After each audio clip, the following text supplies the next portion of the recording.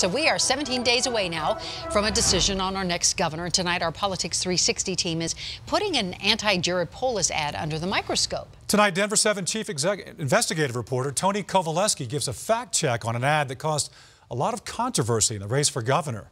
An angry CEO confronts a departing female employee. Within seconds, it's clear this is another attack ad. This time, Jared Polis, the Democratic candidate for governor, finds himself in the crosshairs of a special interest group calling itself Colorado Citizens for Truth.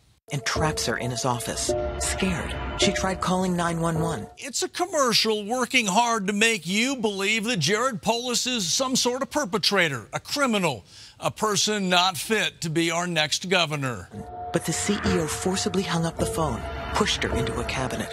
But we found several critical problems with this ad. Our team reviewed the facts, and we find the first 15 seconds of this commercial intentionally misleading. Police observe bruises. Courts impose a restraining order. And here's why. The attack ad conveniently leaves out critical details. Our team dug into the police report, and here's what you weren't told. This is an incident from 1999 between Polis and a former employee. Polis caught the employee attempting to take confidential business records from one of his businesses. But the CEO's big gun lawyers put the blame on her. This spot continues down a very misleading trail. Our research team has determined it selectively used snippets of information that lack critical details. Polis's big gun lawyers didn't blame the former employee. Police and the district attorney did. Court records show she was charged with theft of trade secrets, and she pled guilty. The records show she was forced to return the documents she stole and continue her mental health treatment. This attack ad also didn't tell you that police considered Polis the victim of the crime and not the perpetrator.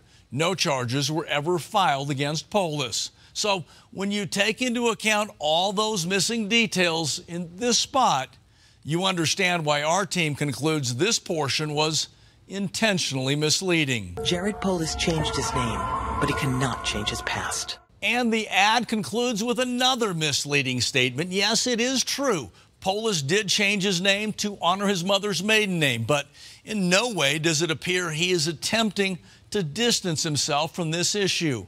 Finally, we did find some truth at the end of this ad. It was paid for by Colorado Citizens for Truth, and that is true.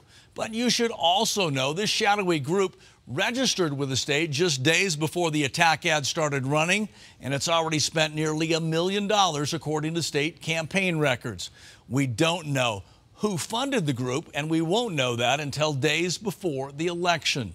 So when you add up all those details, you should not be surprised when our fact-checking team concluded this ad from beginning to end was misleading. That's Politics 360, both the facts and the fiction. I'm Chief Investigative Reporter Tony Kovaleski.